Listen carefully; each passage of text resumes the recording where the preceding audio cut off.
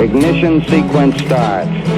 6, 5, 4, 3, 2, 1, 0. Liftoff. We have a liftoff.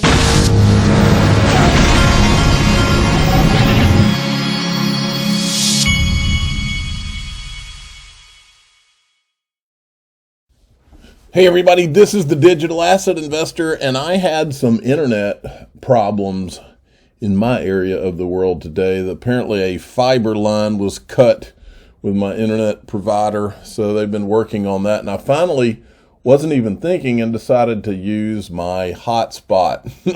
Okay, my phone as a hotspot, that is. All right, link to there's two interesting tweets from them. BitPay is listing it as #1 payment service provider utilizing Bitcoin.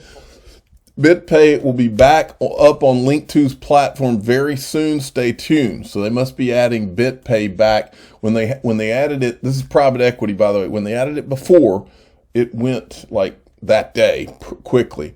Then they said Ripple is currently selling under its previous valuation, but many expect performance to eclipse Coinbase once the lawsuit settles.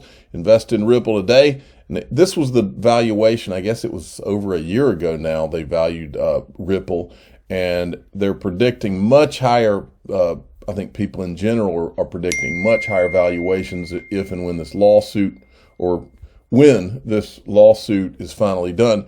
Use your Uphold wallet and receive $1,000 in Bitcoin when you buy that private equity. This is an interesting tweet. Wow, it will be massive. They're showing, I don't know what they call these type of charts. I see them every once in a while, but that looks interesting. I'll leave it at that. Okay. Michael at VAL5 links global investment bank Goldman Sachs has predicted that the metaverse could be an $8 trillion opportunity. Several others have similarly predicted that the metaverse is a multi-trillion-dollar market. Now, folks, they're not throwing around numbers like this for no reason. This pullback we had over the weekend, in the scheme of things, will be like a flea on a deer's butt. Okay, I use the term deer because I am in a hunting club, but this is this little pullback this weekend. I look at those things as buying opportunities, or if I don't have money at the ready, I just sit back and don't look at all. Okay, moving forward. This is from TAIG. Jay Clayton ignored this letter. This is always a good reminder. This was sent to him by Joseph Grunfest before he dropped the lawsuit on Ripple. Quote, if Ether is to be allowed to trade freely in the market, so too must XRP. And if XRP is to be subject to restrictions, so too should Ether. Any other result creates a competitive imbalance that cannot be rationalized with reference to fair enforcement of the federal securities laws. And so Jay Clayton knew. All right. Now, Stefan Huber had said, I've been wrong with most of my predictions, but I have been right about this one to this day. Ripple will never see those documents. Never. It will be over before that. And I agree. Something in these Ethereum, the conversations behind the scenes on what led to the Ethereum free pass, I agree. It'll never be seen. The SEC will try to delay it as long as they can, but you will never see that stuff, which is a good thing in my opinion, because it means they will be forced to shut this case down. Crypto law, yesterday at Northwestern Law School, there was a panel. It had Mary Jo White, it had William Hinman, and it had our old buddy Robert Jackson on the panel. Here, they're saying 4 questions asked, 3 on Hinman's speech, and moderator Robert Jackson blocked all 3. What are they hiding? Here's the questions. Mr. Hinman, in the speech you gave in June 2018, you said, when we look at Bitcoin and when we look at Ether, we're comfortable viewing these items as items that don't have to be regulated as securities. My question is, who is we, if not the SEC? They did not answer that question. Then this one, in reference to my last question about Mr. Hinman's speech, you said that he gave a speech where he laid out, here's how we think about this and gave a set of principles that the market can follow. You also reference we in your comments. Who is we if not the SEC? That's to Robert Jackson. We've played his videos. In fact, I think I discovered them. Ms. White, the SEC refuses to be transparent about how Mr. Hinman's 2018 speech on Ether was drafted. What do you think they're trying to hide? Well, I think she's fully aware of what they're trying to hide. James Phelan put this out in a text-only order. Judge Netburn granted in part the SEC's request for extension of time regarding reconsideration of her DPP ruling. The order provides as follows. The SEC's request is granted in part.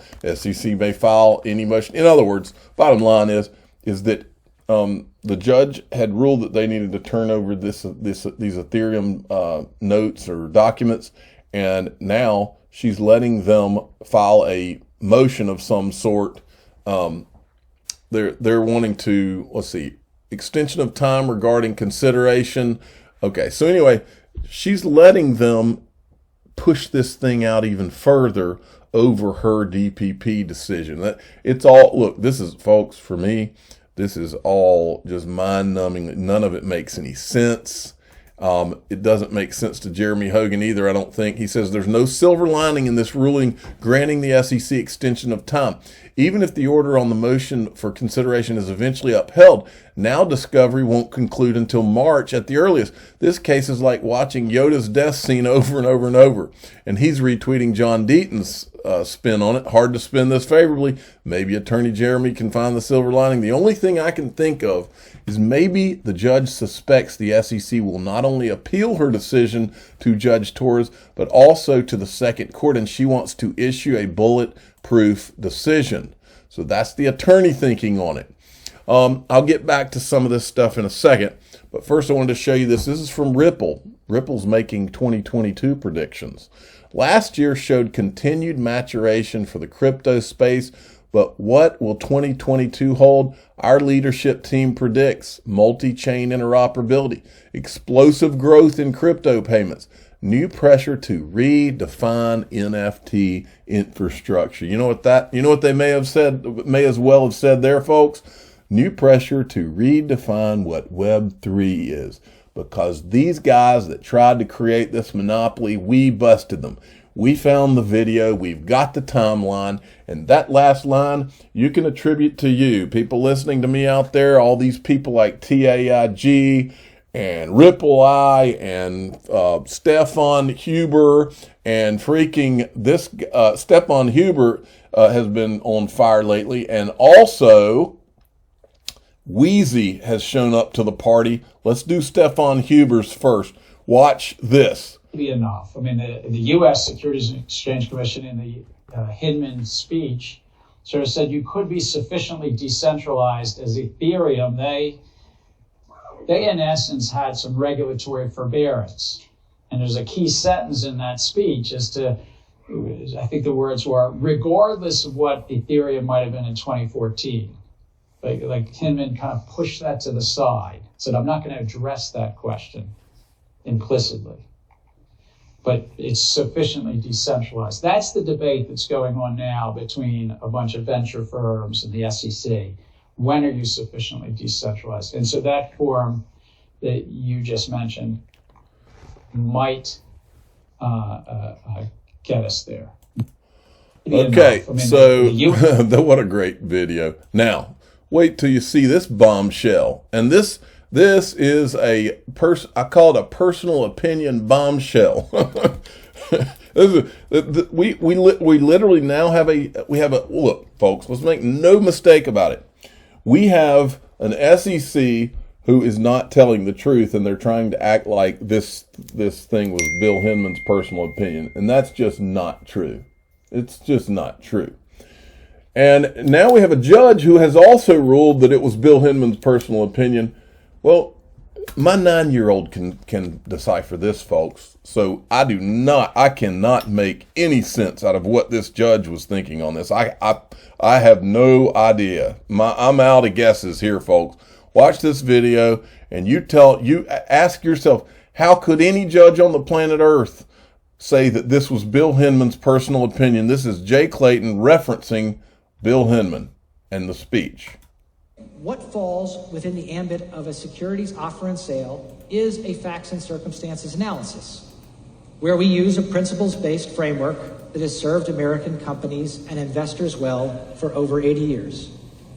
Bill Hinman recently outlined the approach we take to evaluate whether a digital asset is a security, and I encourage you to take a look at Bill's speech, which is available on our website. There you go, folks. It was not his personal opinion, and they know it. Now, talk about some guys trying to shuffle around, and I mean, there must be an awful lot of pressure, well-deserved. Consensus. This is an article from Decrypt. Ethereum Foundation kills Ethereum 2.0 in favor of consensus layer. They're rebranding the name. They're changing the name. Consensus layer, the new name for Ethereum 2.0, is a security issuance in progress. I'm just making Gary Gensler and them aware once again. May as well call it Security 2.0. But I had one other thought. By the way, how can the Ethereum Foundation change the name anyway? I thought that Ethereum was decentralized. Wouldn't it take all kinds of people all over the world to change the name of Ethereum 2.0? How is that possible? And finally, this is a great video from Brad Combs, just to remind you, from Digital Perspectives, just to remind you, it was never Bitcoin. I've said it for years now. See blockchain empowering green regional development. So especially what we are doing now with the Interwork Alliance, and that we are basically like building a solution according to the standards set by Interwork, and that we collaborate with each other to set standards and have blockchain technology as like an audit accounting tool. That's the most, blockchain has the most added value as an accounting tool, basically, for us as well. It provides transparency in the market, and that's why we're utilizing that technology in our solutions as well, because it brings transparency to the market, basically. Ironically, and certainly in some circles, has a huge degree of mistrust as a technology. I mean, I'm still so surprised. Again, COP26, the only mention of blockchain as a innovative solution in sustainability was as the worst for the environment and the least clean. What are your thoughts on that? Because of the Bitcoin. Yeah. Why were you so surprised? The Bitcoin. That's why we chosen to build this on the XRP ledger instead. So we looked at the right way to issue and implement the token taxonomy framework on a carbon neutral blockchain.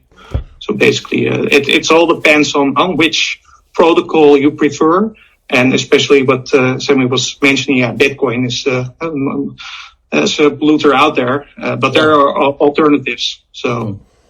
Okay, so that is they all know, folks, it was never going to be Bitcoin. All Bitcoin can be is a store of value because it's a lesser technology, and all these guys that are telling you they're Bitcoin, that they all know it. They all know that Bitcoin failed in what its white paper said it was supposed to be, but they don't talk about that. They call it a store of value. They talk about drop gold. And that's because at some point they realized, hey, this technology is not going to do it, but we're all sitting here invested in it. We've been talking about it all this time, so we're going to have to create this store of value, drop gold narrative so that people keep buying into this thing. That is the fact, Jack. I'm the digital asset investor. I'm not an investment advisor. This is for entertainment purposes only. Please subscribe, hit the like button, tell your friends and family that it was never Bitcoin. Thanks for listening. And that doesn't mean that Bitcoin can't be a store of value going forward.